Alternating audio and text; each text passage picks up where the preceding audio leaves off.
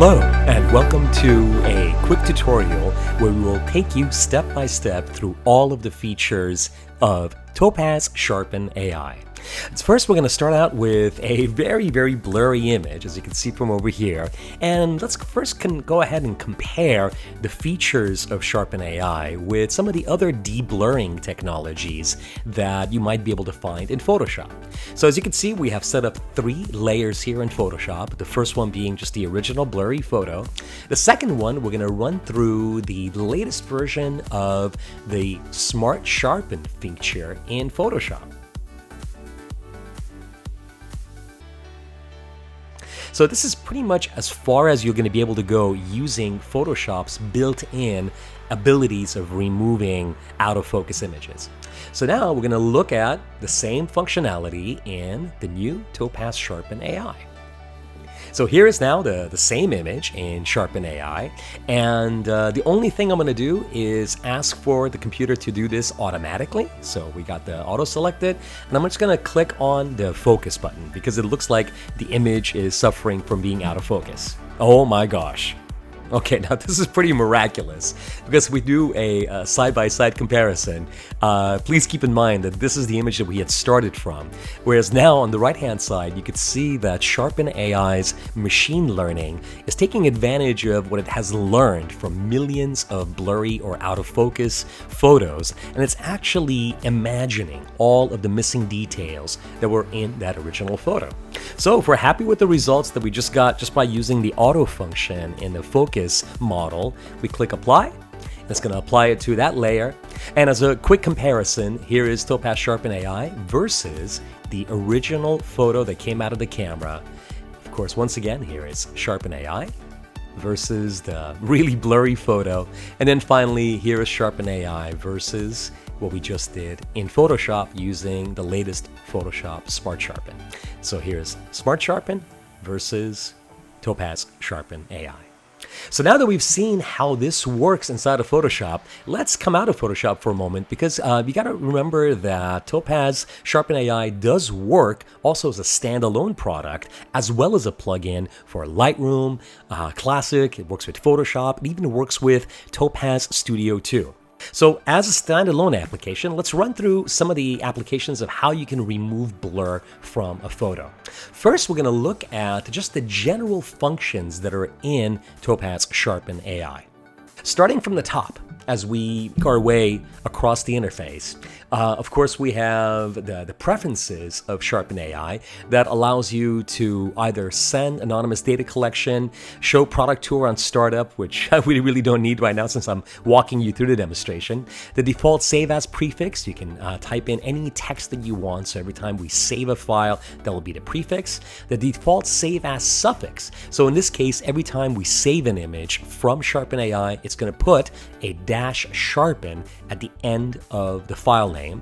Append processing mode as suffix. Now this is a wonderful feature because when you turn that on, regardless of which model or what mode you use when you process images, it will take the different model and it will actually include it in your file name, which is a great way. Just by looking at your file name, it will remind you how you had repaired that photo.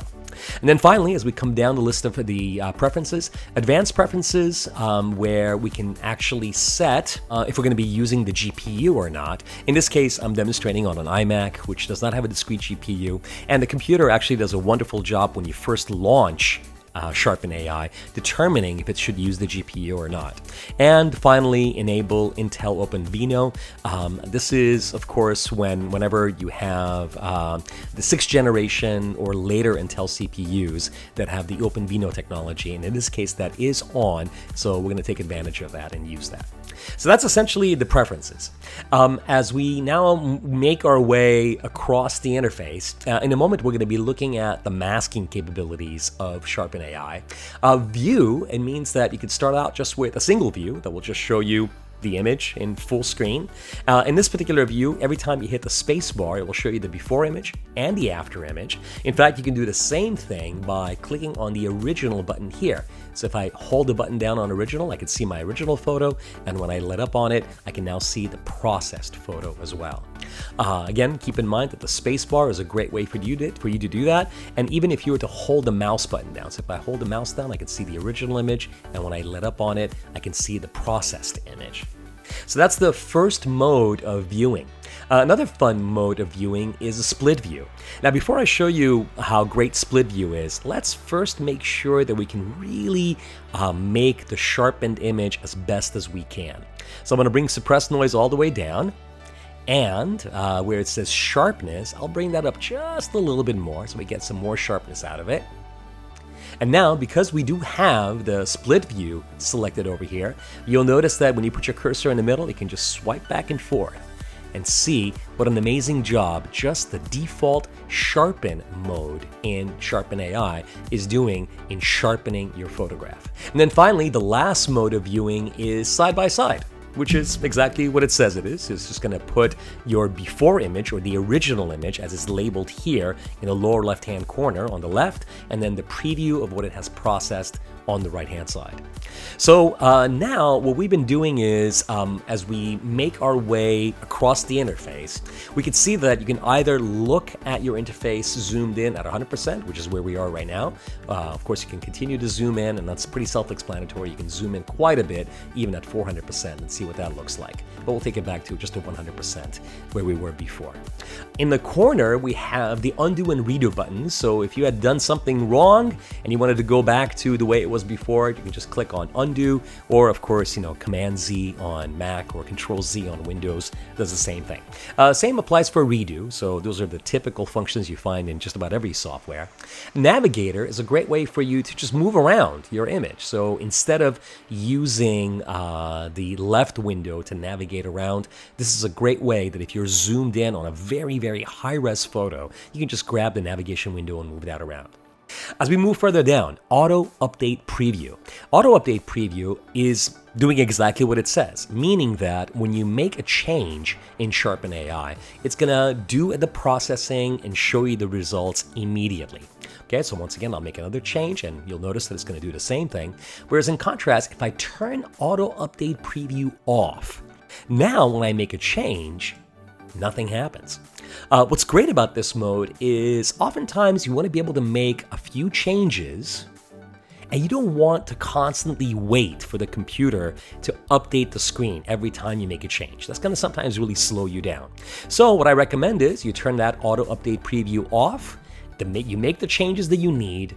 Then once you're satisfied with the way you got your settings, you click Update, the computer does its processing, and it gives you your final image. And that's really what Auto Update Preview is all about. Now, in this particular image, the speed of the computer in updating the image is really fast, so we'll go ahead and keep that on. Coming further down on the interface, select model. We started out with just the sharpen model, and in a moment we're going to look at how we use the stabilize model or the focus model. And then finally, below that, select mode. So when we first launched our Sharpen AI, I intentionally chose the auto mode. Auto is great if you just don't want to worry about it. If you just want the computer using the AI, where it has learned from all these photos, to just do the right thing for you. And you can see that based on the results that we're getting, so there's the before and there's the after, Auto actually does a pretty remarkable job most of the time. But then, if you do need to go in and tweak it until you get it exactly right, that's why the manual modes are here. Keep in mind that when you are in manual, if you make a change and you want to go back to the default place where that slider was, just by double-clicking on the word suppress noise here, for example, it's going to take you back. Or if I move sharpness to a level which is a little too low, once again, just double-click on the word sharpness and it will take you to the default. So that double-clicking on the word is a great shortcut of going back to just the default position for those sliders. Finally, at the lower right-hand corner of the screen, we have Save Image. So now we're happy with the way that our image looks. We want to save that out. So this is where you would click on the Save Image button. It brings up the requester as far as what kind of file format we would like to use for saving. I'm just going to stay with the JPEG, which is the original format what we had loaded. Keep in mind that Sharpen AI does accept raw images as well that come directly from your camera. Quality, this allows us to set the quality of the JPEG, and the maximum of 10 is fine. But of course, you can go in here and decide exactly what quality you want to save it to. And I'm really picky about the quality of this image, so we're going to go ahead and leave it at the maximum. File name here is Green Reptile Sharpen. The directory is where it should save it to. So in this case, I want to have it saved to exactly where the image came from, which is the source directory. But of course, you can click on custom and you can then change the directory to any directory that you want, which is going to be for the output. So in this particular case, I'll just go ahead and leave it back at source. And when I'm happy with the results, I click save. And the computer goes ahead and does the processing, as we can see here across the top with that blue progress bar moving across. And we're done. Now that we've seen the sharpen model, let's open up another image and look at stabilize. So now, instead of just staying with the select model at sharpen, we'll go ahead and go back to the auto mode, which I love using at first, and just click stabilize. Let's see what happens. Wow. All right.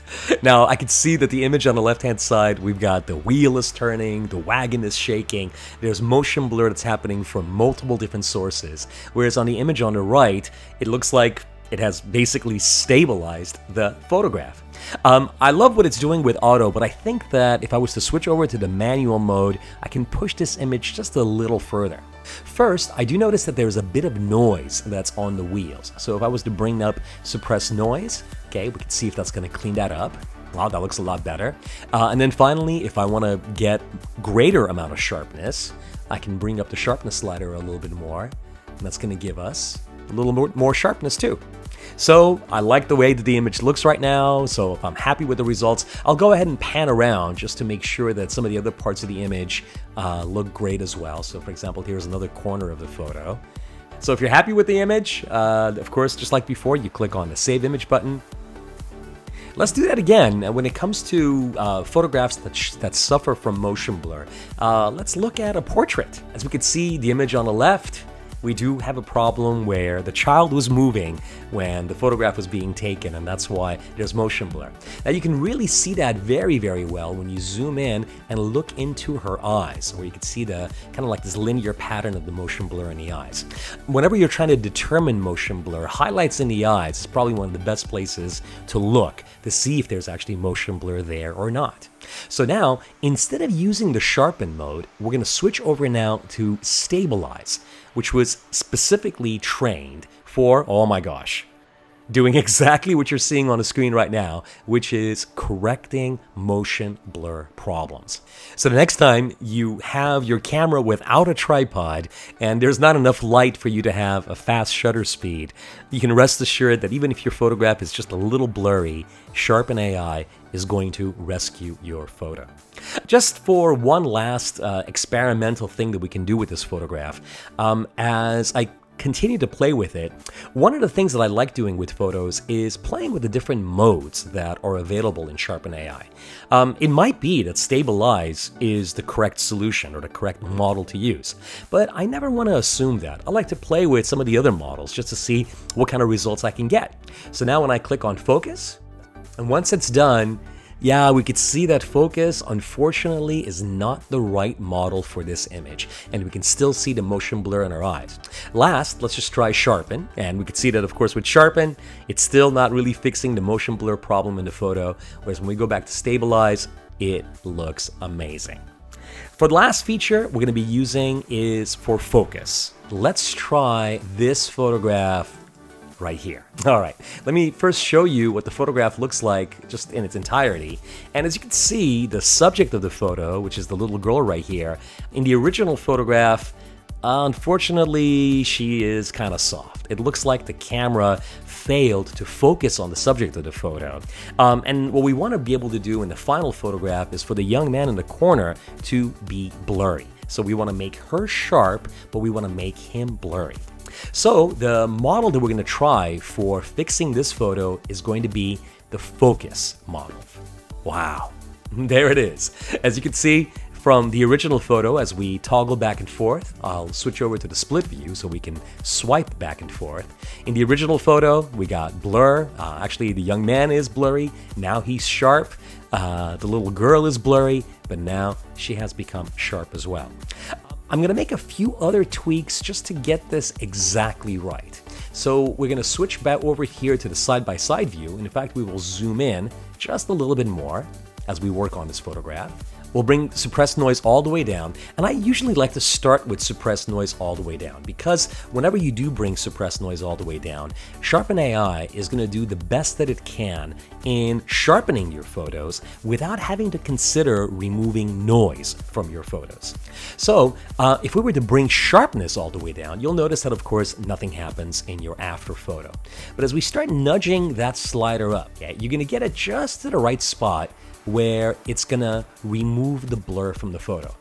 Now make sure that you don't exaggerate this. So if you were to take sharpness too far out to one direction, like if I was to take it all the way to one side, okay, it looks good, but for my taste, some of the crazy colors and some of the over sharpening makes it look a little artificial. So what I really like to do is I like to bring it back just to the point where we get rid of the blurriness in the photo, but we still have some remnants of the natural photograph still there. So I like the way that the photo looks, but the only problem that we have now is if we go back to the single view and we zoom out all the way, the young man here in the corner is still sharp, whereas in the original photograph, he was blurry. So now we want to be able to selectively mask out the areas that we want Sharpen AI to work on. And that can be done with the new masking feature. So with the new masking feature, we're going to start out with just having the brush be a little bigger. And so when you put your cursor right on the radius, you can control how big or how small you want that brush to be. And you can also control the softness of that brush. So let's make the brush just a little bit softer. And we'll do a quick little brush over here across our subject. I like it.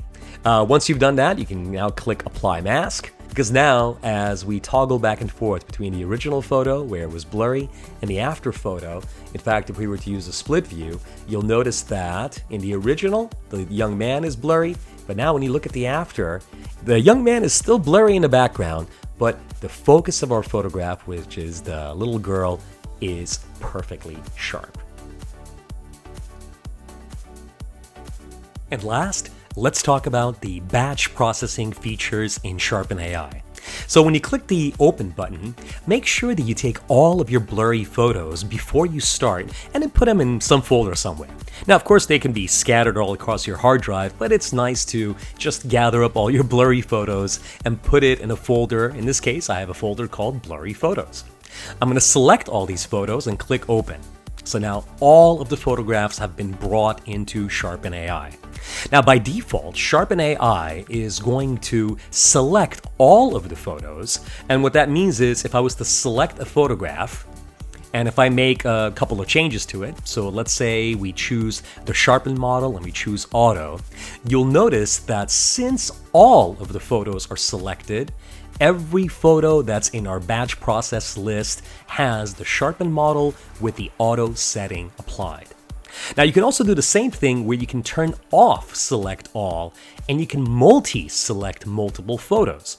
So let's say, for example, I wanted to choose the in the water photo, I wanted to choose the brown textile photo here, or one other photograph. Let's try the jellyfish photo, right? Now once I've got all of these photos selected, I'm basically multi-selecting the photos that I would like to apply a certain setting to. So I do the same thing. I choose Sharpen. In this case, I'll go to Manual and make a couple of minor adjustments just to make it exact right level of sharpness. And when I'm happy there, I've now essentially applied these settings to the selected photos. And then finally, I love to individually examine each photo and make the proper settings for each one.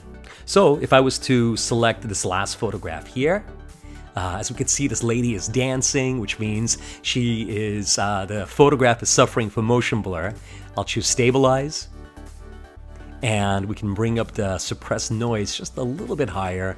I'll bring the sharpness down a bit, and once I'm happy with the results, that is the setting now that has been applied to just that one photograph. So this is a great way for you to either individually select your photos one at a time from your list and just apply exactly what's necessary to fix that one particular photograph, or you can just leave Sharpen AI to do the magic of auto correction. Just select all of your photos, choose Sharpen and Auto, and Sharpen AI is going to do an incredible job sharpening all of your photos without you having to go manually one by one through each one of them. Once you're satisfied with the results and once you've made the proper settings for all your photos, down the lower right-hand corner, you click on the Start Batch Processing button. Here, you can maintain the original format of your images, so you don't have to necessarily choose what file format the output image should be. For the file name, we're just going to leave it on auto, which is fine. Of course, you can select custom and make sure that each file name is going to be exactly the way that you want to file name it. The save directory, some people like to have their destination images or their final images be in the same source folder as their blurry photos. I personally love choosing the custom feature. Here, I can click on the change button and choose the directory where I would like to have my Sharpen AI output. So you can see that I've created another folder just for the output of my images. I click open there. And once I'm happy with these settings, you click start. And now, after a few minutes of processing, all of the images have been sharpened to perfection. So now it's really easy to just click on any one of these images, like the little icon over here. It shows you exactly where the image is, where you can just hit the space bar and see the results of Sharpen AI.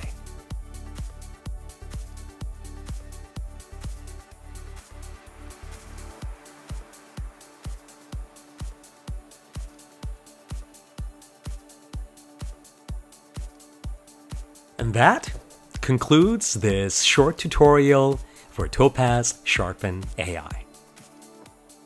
So, to learn more or to download your free trial, visit our website at topazlabs.com/sharpen-AI.